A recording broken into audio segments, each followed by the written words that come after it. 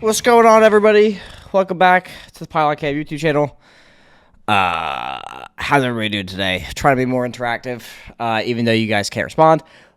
But I'll tell you how my day is going. In the next video, you won't see me with my hood and hat on because I'm finally getting a haircut. It's been way too long. Went to the gym this morning.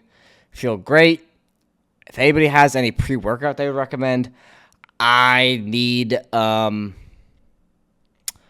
some ideas. Just the pre-workout I've been taking does nothing. I don't feel any. I like to feel the tingle in my face, and unless I'm taking about like 3 scoops of my pre-workout, it's just not happening. But anyways, if you have any pre-workout recommendations, I'd love to hear it. I front squatted this morning, trying to get to like 275 by May. That's my goal. Right now, my 1 rep is pretty weak. It's at 235. I think if I really push it, I could get to 275 by May. That's my goal. So, anyways, let's get into the mock draft. If you're new to the channel, welcome. If you are a returner to the channel, you notice that we are doing this mock draft on PFF, and I kind of wanted to switch it up because I don't think there's too many changes to the draft order at this point, being that the regular season's over and we are going into the conference championship this coming weekend. But, dude, if you missed the Bills-Chiefs game last night, that was, I don't think it's an overreaction to say, like, that was some of the best football I have seen in a long time. And you know what, though? You know what game doesn't get enough recognition? The season opener of Dallas versus Bucks. Like, that was a fantastic football game. And nobody has given it any recognition throughout the season. I guess. I don't know. I thought that game was great. It also was the most watched football game since the Super Bowl, and I don't think a game has topped it. This Chiefs-Bills game might have. And if you missed it, like, my heart goes out to Josh Allen and the Bills because the overtime rule, like, I'm glad I went to Twitter and everybody was like, wow, that needs to change. Because, like, for Josh Allen to play his soul out, go to overtime, and then not get a chance to, like, the coin toss needs to be nerfed is all I'm saying. Anyways, all right, let's go into the mock draft. Like I said last video, I'm tired of thinking I'm ahead of the curve and then see everybody do it. Like, I'm telling you, I thought I was so once the Jaguars locked in pick 1, I thought I was so cheeky. I thought I was so clever, and I do think it's the pick. And now, of course, everybody thinks it's the pick. Evan Neal being the number 1 tackle off the board. However, there's a big however. I actually think they may take someone else, and this is not me trying to be cheeky or cute. Like, this, everything I put out here is a reasonable, logical possibility.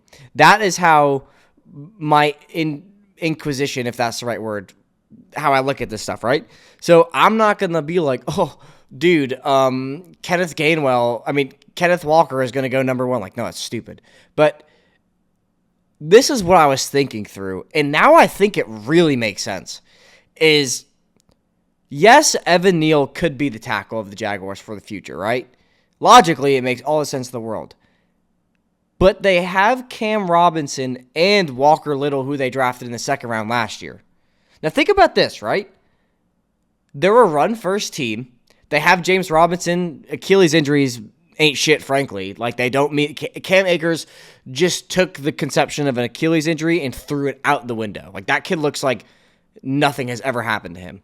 And they have Travis Etienne coming off Liz Frank injury to his foot, so he'll be all right. They got 2 powerhouses in the running game. I think Etienne's going to have a great year.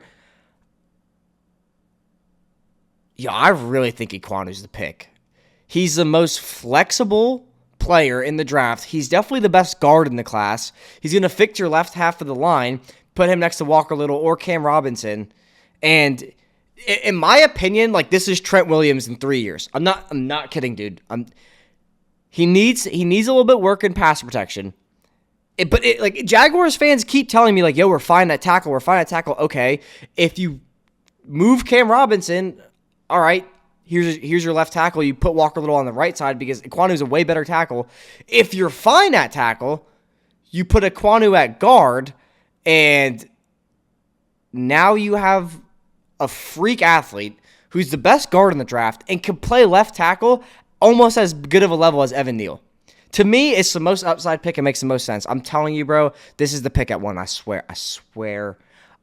They may not do it because there is more risk with Ekwonu at 1, where Neal is more of a surefire bet of like, you know what he is, you know what he's bringing to the table. He's a lockdown pass protector. He can move people in the run game, but like Ekwonu obliterates people in the run game, picks up stunts, and is great in pass protection at the guard position, and is one of the best, most mobile, most fastest athletic tackles. And yeah, I swear, Ekwonu is like, he's so slept on. At pick, even him getting mocked at 4 he slept on. Like, I think he's that good. I really think he's that good. Anyway, pick 2 is the Lions.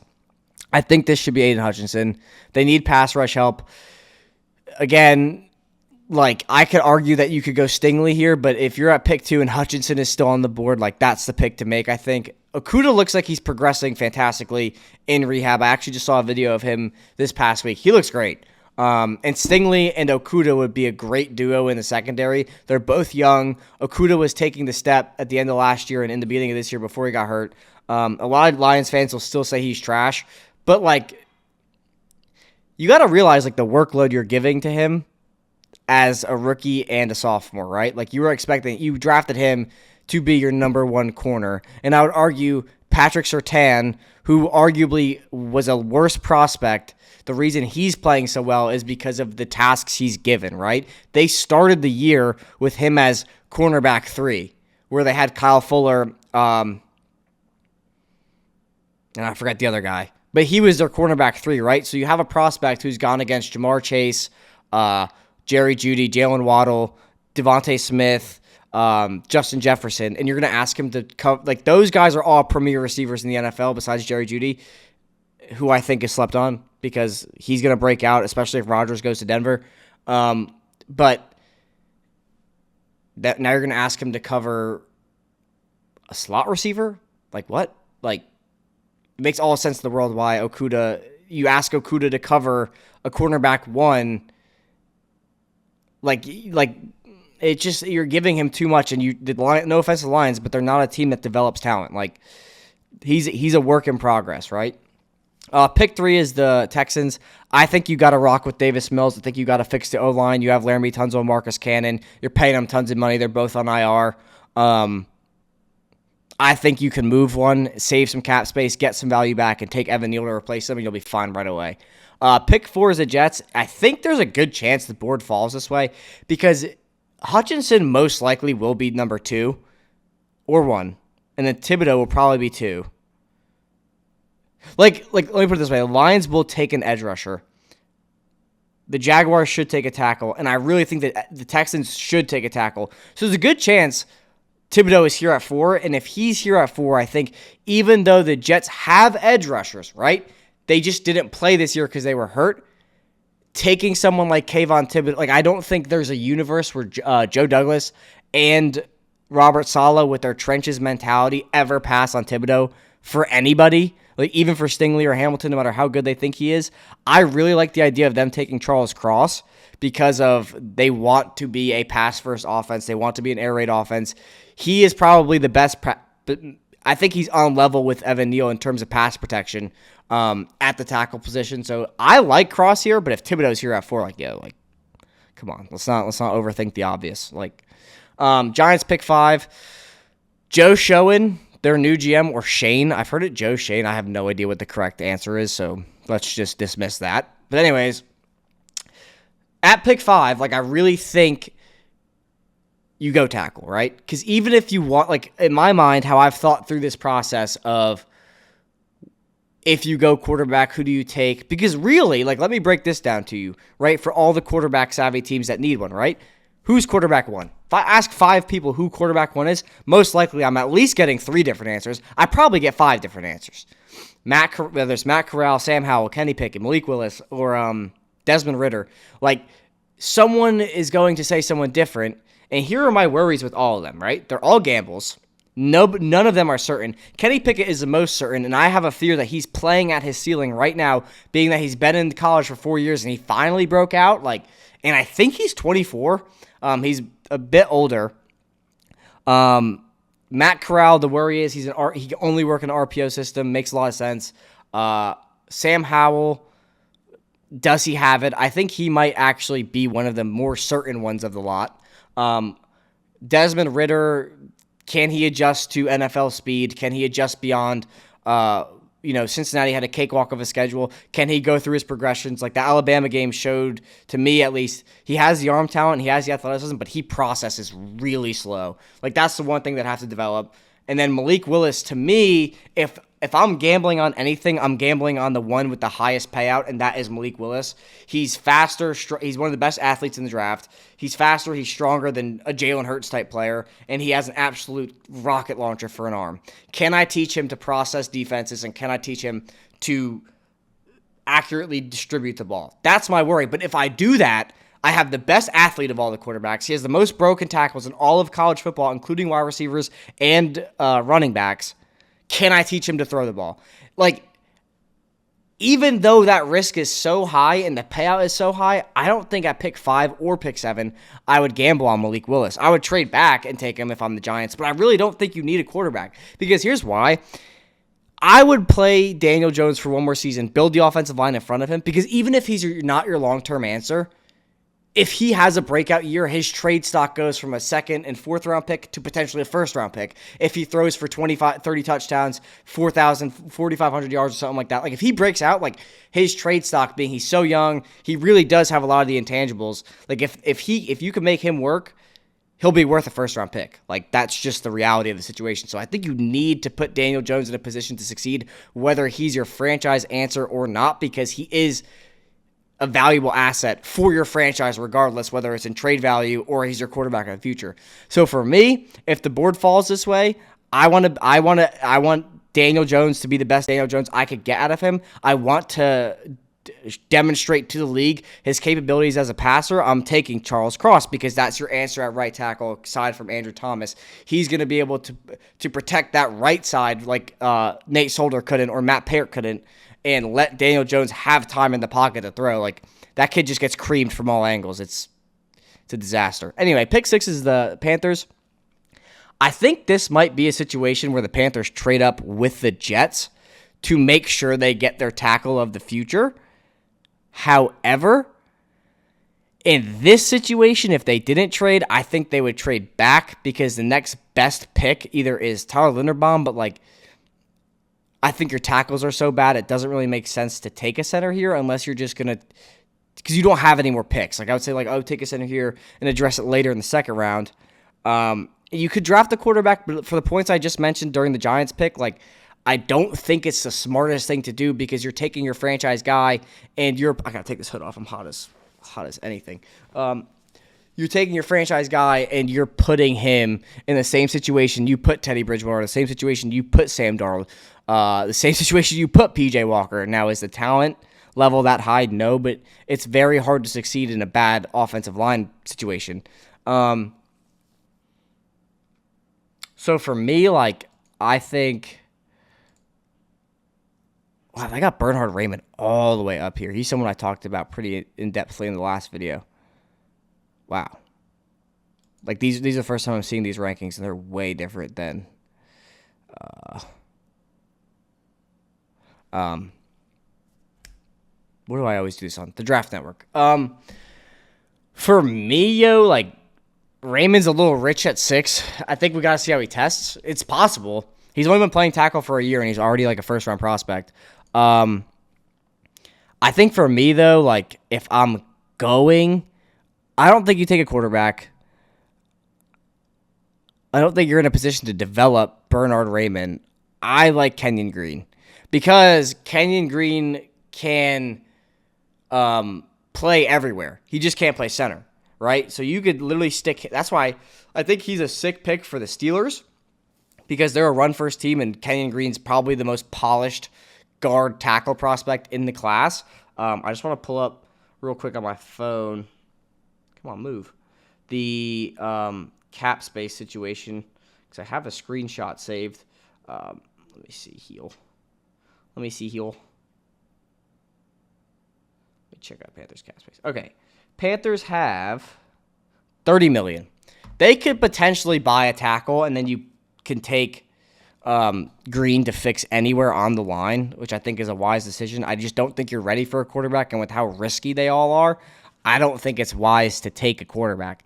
Now, here at pick 7, again, I think the Giants need to focus in on the offensive line, and for me, you just got to take Tyler Linderbaum. Now you have your right tackle of the future and your center of the future. You're expecting both of them to play for 10 years. It makes a lot of sense. Falcons at pick 8, I really like Stingley here, because if you pair him with A.J. Terrell, it's going to be a nightmare for teams to play against, especially like Tampa Bay. You may be facing Kyle Trask for the next few years, Jay Boogie in New Orleans, or Sam Darnold potentially.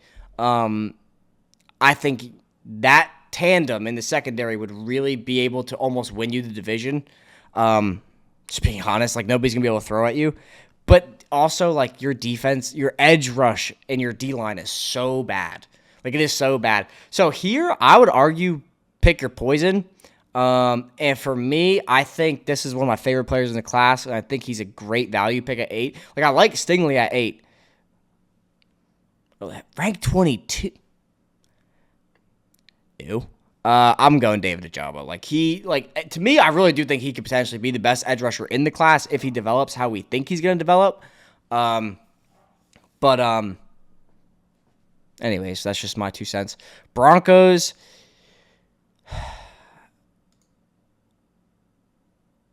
They need to go quarterback, but this is the thing, right? Oh, and Carson Strong is on that list of who you think the best quarterback is. I really like the idea, and this is the only team I like it for inside the top 10, of Sam Howell. And here's why. RPO offense. That's what he played during his breakout year last year in college. Weapons out the butt. He made De'Ami Brown look like a superstar. He played with Javonte Williams, who is the Denver running back. Great offensive line at Chapel Hill last year. Not great, but it was good. It's better than it was this year. And he was potentially the second quarterback off the board last year. Now he's kind of taking a step back, but he has no team around him. I really think if you put him in the Denver Broncos offense and they go that route of RPO, it might change because they fired Vic Fangio, but I like Sam Howell here a lot. Matt Corral is another great pick. I just think Sam Howell, more accurate, better touch down the field. He's surprisingly more mobile than you would think. He's like a mobile Baker Mayfield. And I think he's more accurate than Baker Mayfield. I like him a lot. And if you're not going to go quarterback, I think you need to go tackle. And that could be Trevor Penning. But it's really hard for me to take a quarterback because they're all what ifs. Kenny Pickett would be the safest bet. But I think Sam Howell is not too far behind, and I think he has a little bit more upside. So I'm going to take Sam Howell here. Broncos fans, if you don't like that, sorry. Pick 10 is the Jets. I really like Hamilton here or Stingley here. It's a win-win either way. I also like the idea of taking a receiver. Jamison Williams is someone who really interests me to help out alongside Elijah Mitchell, but they kind of do the same thing. So for me, I would like a perimeter player in George Pickens or Traylon Burks or Drake London. At pick 10, it's kind of rich, but the sure bet is Kyle Hamilton.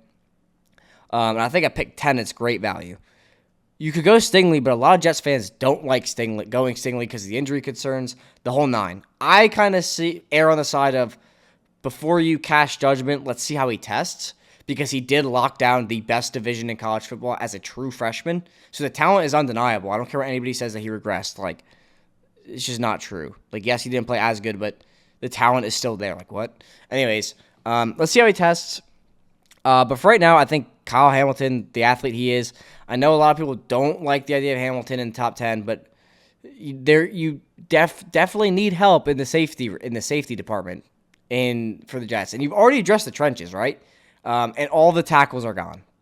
There's no point in reaching on a tackle here, or going back into the trenches. Like, I just think Hamilton at pick 10 is great value. I do think they need a receiver, though, but I think that they need a perimeter receiver. Like, they have Elijah Moore, who's a stud slot receiver. They need someone to help Zach Wilson on the sidelines to be like Corey Davis. But Corey Davis is decent at football. Washington at pick 11.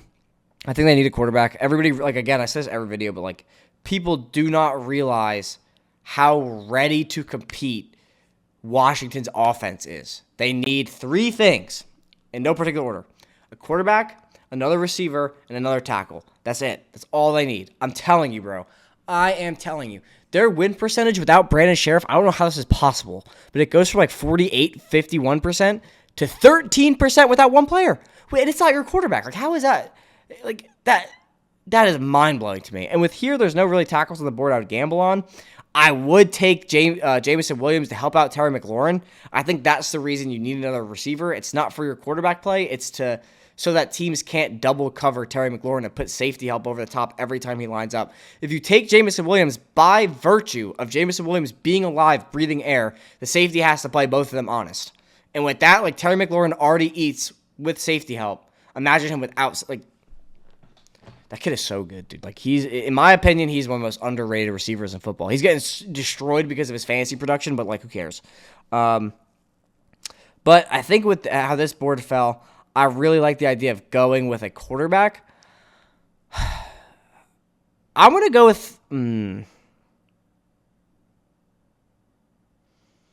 Like, if I was a GM, I would want... And I have Heineke for another year, and I could let Malik Willis sit and kind of adjust the game speed, I would take Willis. But since I think Washington is in a situation where they could win now with good quarterback play, I would take Kenny Pickett. But again, like, I'm also very anti, like, rushing into a quarterback prospect, right? So we have Heineke for another year. He did get us to the playoffs once. Maybe I want the sure bet, and I take a receiver in Jameson Williams at pick 11. Because by virtue, Jameson Williams is going to make your quarterback play better and Terry McLaurin better. And I don't know how many draft picks they have, but they could get tackle depth in the second round. And maybe they could get Malik Willis in the second round. He may fall out of the first, so we'll see. Vikings on the clock. I think this needs to be a corner, and with Stingley still here at pick 14, like, I don't really think we need to talk too much about that. Browns at pick 13. I think this could be a Deshaun Watson trade, so this would be a Texans pick. But since we're not doing trades, I like the idea of going receiver. You need to get Baker Mayfield help, even though it probably won't help him that much because he's bad. I love dropping that in there. Just because Baker Mayfield is viewed as underrated. I'm like, how could you ever come to that conclusion that he's underrated? Sure, he's tough. He plays through injuries. So does every player in the NFL. Like, but anyways, I think you need to get a receiver here. Garrett Wilson's still on the board. He could be a wide receiver 1. I really like that pick a lot. Just because, like, Jarvis Landry as your number 1 option probably isn't your best bet with how old he is. Probably would want to spend some money in free agency on some wide receivers. The Browns have $37 million in cap space, so they could go out and get Allen Robinson, Mike Williams, or anybody they really want. Just preference. Here is the Ravens. I think getting some edge help makes a lot of sense. And with Karlaftis here at 14, like, makes all the sense in the world. I'm not the biggest Karlaftis fan, but, like, I'm planning on doing a lot more homework on Karlaftis because it seems like the world is divided. Like, the NFL executives are like, Karlaftis is a god, and the YouTube people are like, Karlaftis is buns. I'm kind of like, I see that he's really one-dimensional, but his production does not lie. So I don't really know what to do yet. I'm going to make my own decision like I do with everything that I do. I listen to smarter people that are smarter than me, but it always comes down to what do I think. And the reason why I started doing this YouTube thing is, at least to my knowledge, more often than not, I have been right about things than not. I've been wrong about my fair share. I'm not trying to say, like, I'm never wrong, but, like, that's kind of why I started doing this, is because I would have all this knowledge about stuff and, like, for no reason. So, like, why not put it out there and see what people think? Anyway, okay. Eagles. This is interesting because now Jameson Williams is off the board and Garrett Wilson's off the board. The two people that I think complement Devontae Smith the most, right? A lot of Eagles fans don't like the idea of drafting a receiver because you're a run-first offense, and yeah, that's basically it. Here is what I would say, and I think that one of my close friends, he's an Eagles fan, and I trust his opinion. He agrees with me on this. So Eagles fans, you guys are usually the most vocal in the comment section. So let me know how y'all feel with this, if it's P or not. I think if I was the general manager, even if I give Hurts another year, right, which seems to be the case, I'm not building around Jalen Hurts. I would use these 3 picks to build the best football team possible. Because here was my concern with Jalen Hurts. He's good enough to win games, but if you can't run the ball, he can't throw you into a game. Right? And that was I've been saying this all along. This playoff season, postseason, is very matchup dependent. And I think that if the Eagles played the Rams in the wild card, it could have been different. But because their strength was also the Bucs' biggest strength of the Eagles being able to run the ball and the Bucs being able to stop the run, Jalen Hurts effectively was useless in that game outside of his legs. We saw that he had 7 passing yards in the first quarter. Like, we now know his limitation, right? And I think it's very reasonable to assume that he's not going to develop past that. He might, but I'm not going to take these 3 valuable picks and bank on a what if Jalen Hurts develops, right? So I'm going to build the best team I possibly can. And for me, that starts with getting a corner. I think taking Ahmad Gardner to complement Darius Slay is the first step. The second step would be to take an edge rusher or linebacker. Who's on the board for edge rushers? I like Jermaine Johnson here. I like DeMarvin Leal here. I like Trayvon Walker here. That's about it. I think I could get one of these edge rushers later, so I'm going to take the next best thing available, which is a linebacker. I think the linebacker room needs a lot of help. And I really think this difference between Devin Lloyd and Nakobe Dean, unironically, is 3 spots. I think it has to do with 3 inches. That Devin Lloyd is 3 inches taller than Nakobe Dean, and that seemed to be Nakobe Dean's one weakness, is his height. Or not his one weakness, his one concern, I guess, is that Nakobe Dean is pretty small for a linebacker. His play, I don't think it matters. I think Nakobe Dean is just as good or better than Devin Lloyd. And if my concern is his height, what? Let me just see how he tests first, and then I'll make my decision. They're both going to be good players, don't get me wrong, but I think Nakobe Dean is the pick here. He's like a mini Micah Parsons. In terms of speed, athleticism, strength, he's great in the run game, can go sideline to sideline in the blink of an eye, unbelievable player, unbelievable. Pick 17 is the Chargers. They need a right tackle really, really bad because Storm Norton, my new favorite player in the NFL, is not that good. He's from the XFL, and I forget your other right tackle, but he's buns. You need a nose tackle, but you actually were fine without a nose tackle, pretty impressively. So I'm going to go with Trevor Penning. Get this developmental beast of a human being. He's 6'7". He plays left tackle at Northern Iowa and just demolishes people. We put him at right tackle where it's an easier position. Let Brandon Staley develop him the Chargers just keep getting freak offensive line talent way later than they should be getting it. Trevor Penning, this is an appropriate spot, I feel like. Saints are on the clock. This is a wide receiver for me. I think Chris Olave is a 2, and I don't really like the idea of taking a 2 in the first round.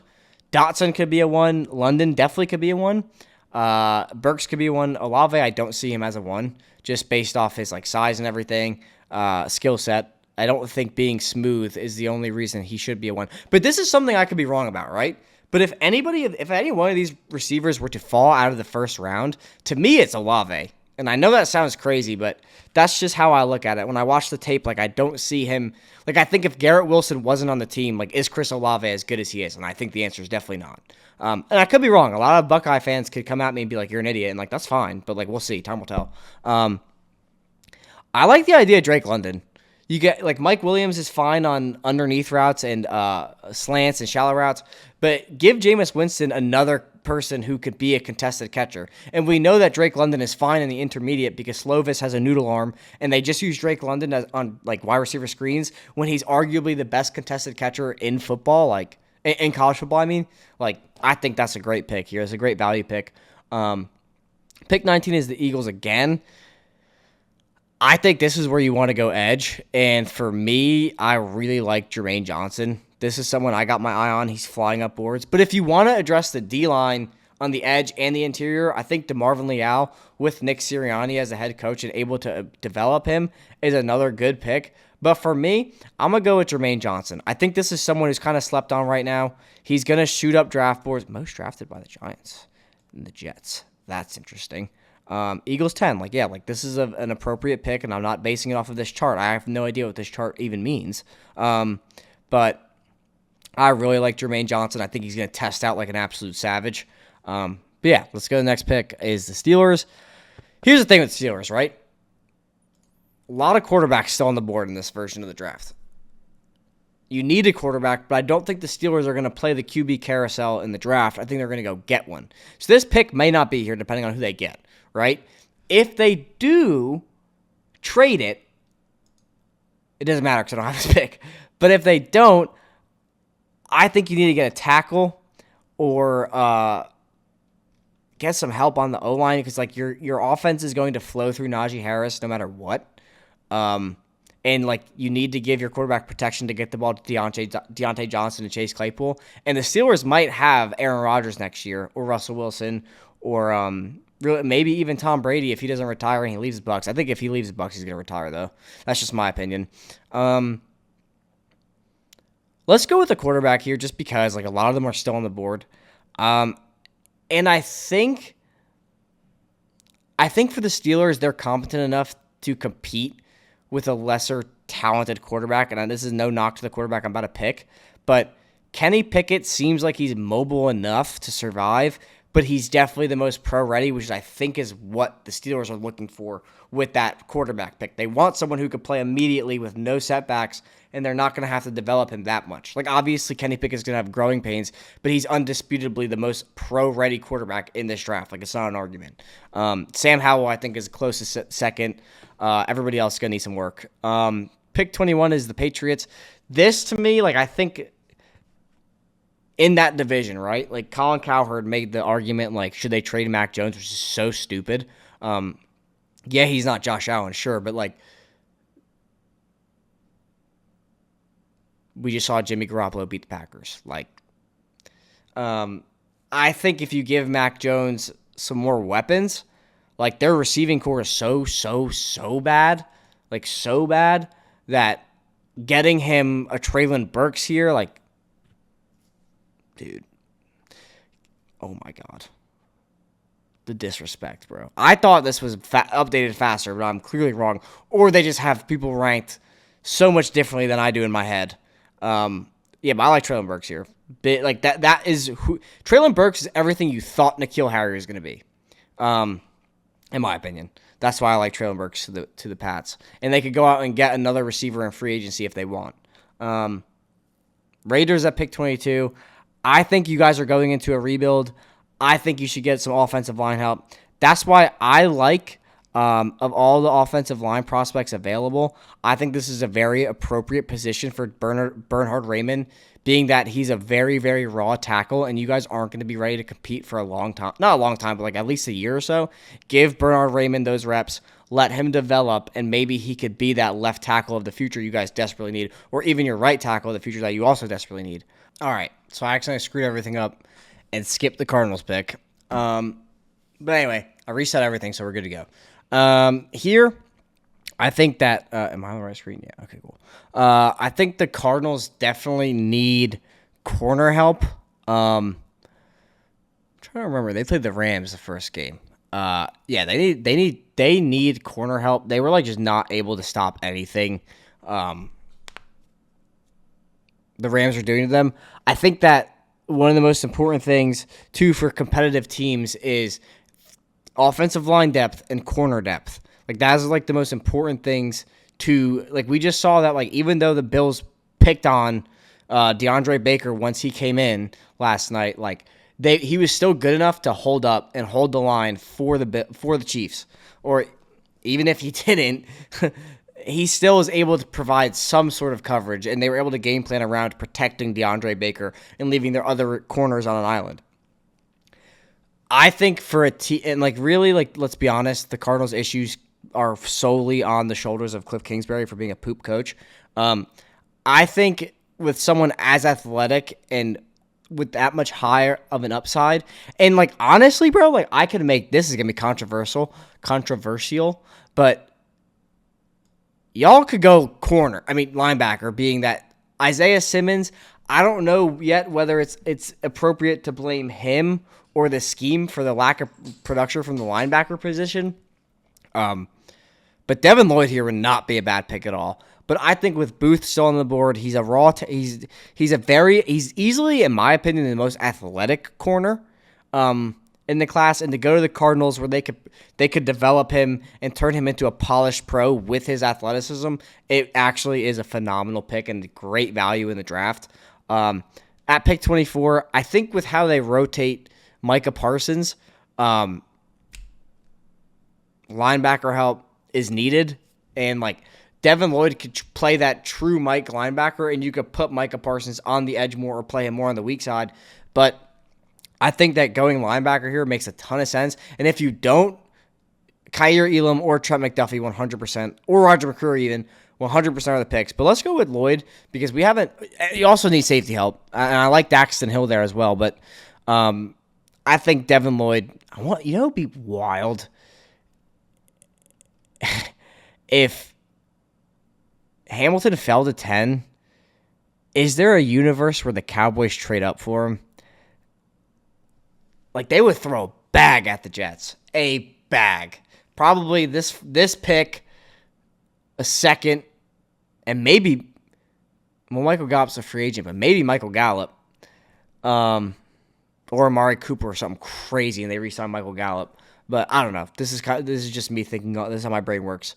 So don't take that as I'm thinking that seriously. But it would be very wild if the Cowboys traded up for Hamilton. Pick 25. I think with Gabriel Davis just absolutely becoming, like, he went Super Saiyan last night. He had like 200 yards and 4 touchdowns. He broke the record, I think, of both for most yards in a postseason game and most touchdowns in a postseason game. They don't need a receiver. I think they still need guard help, but with Tre'Davious White coming off of an ACL tear, I think, again, like for the same reasoning with the Cardinals, like this is a position where I think drafting a corner makes a ton of sense. I like Zion Johnson here, but I was actually thinking about it during the game, like, dang, like how much does Tre'Davious White change this game?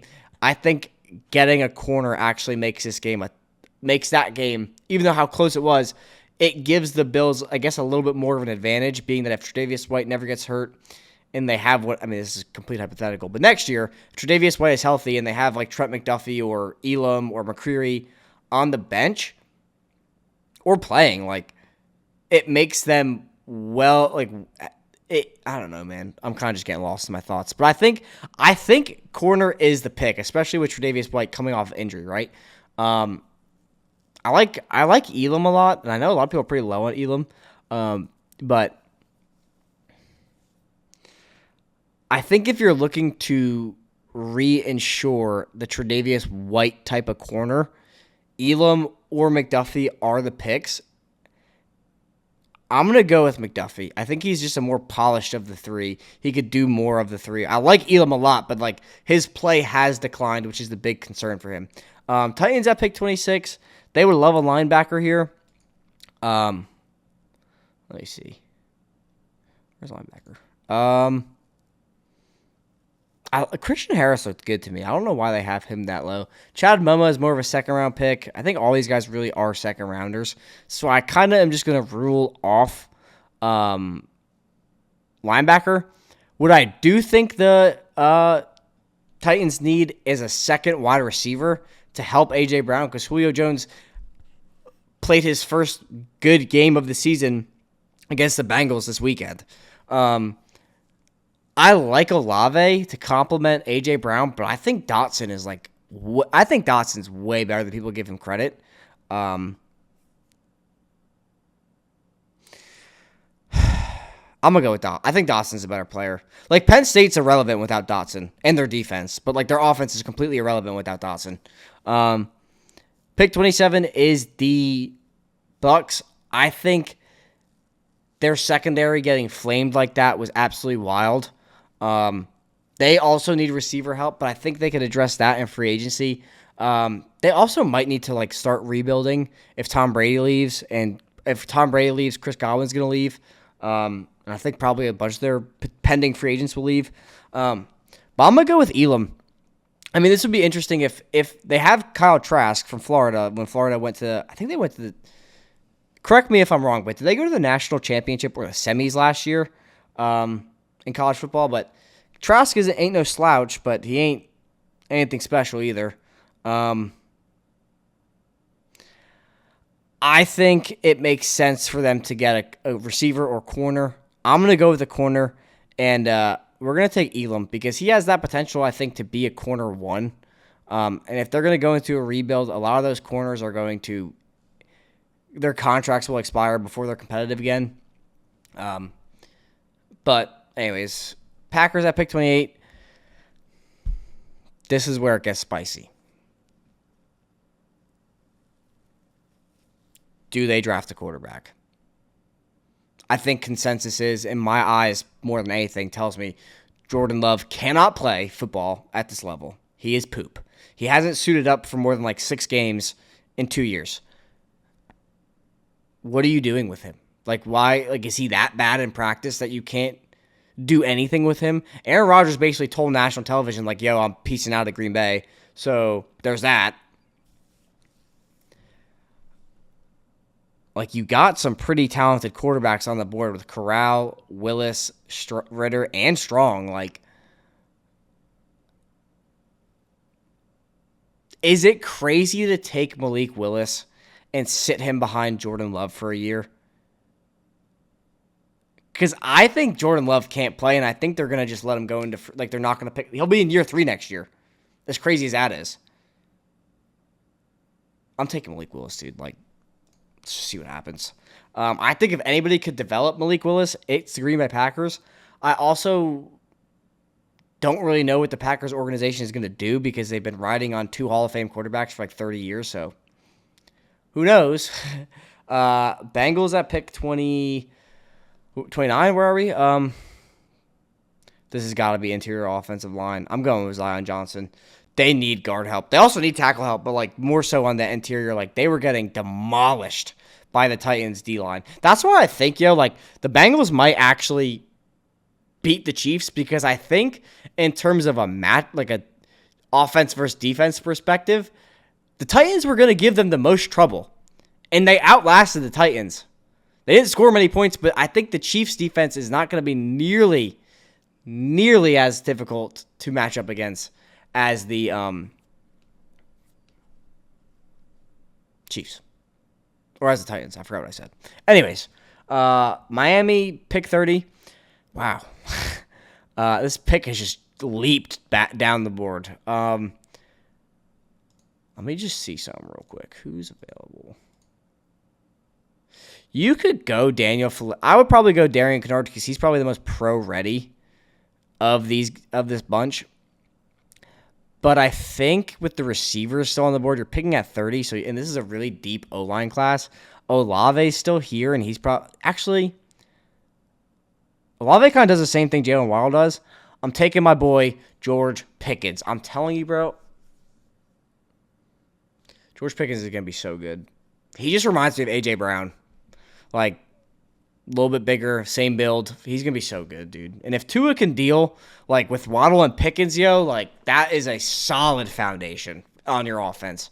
I'm very curious to see who the Dolphins go out and get for their coach, because I want to see if they go offensive-minded or defensive-minded.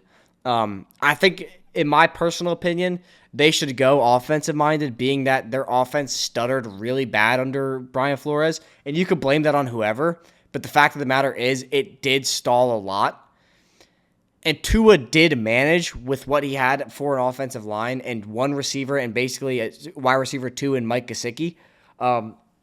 This is a deep O-line class. I don't know how many picks they have total in this draft, but you could find the offensive line all over this draft. To get a player like Pickens, to complement Jalen Waddle, holy crap. I love Pickens, dude. I think he's going to be so good. Pick 31 is the Lions. Kind of a bummer, actually, for the Lions. Because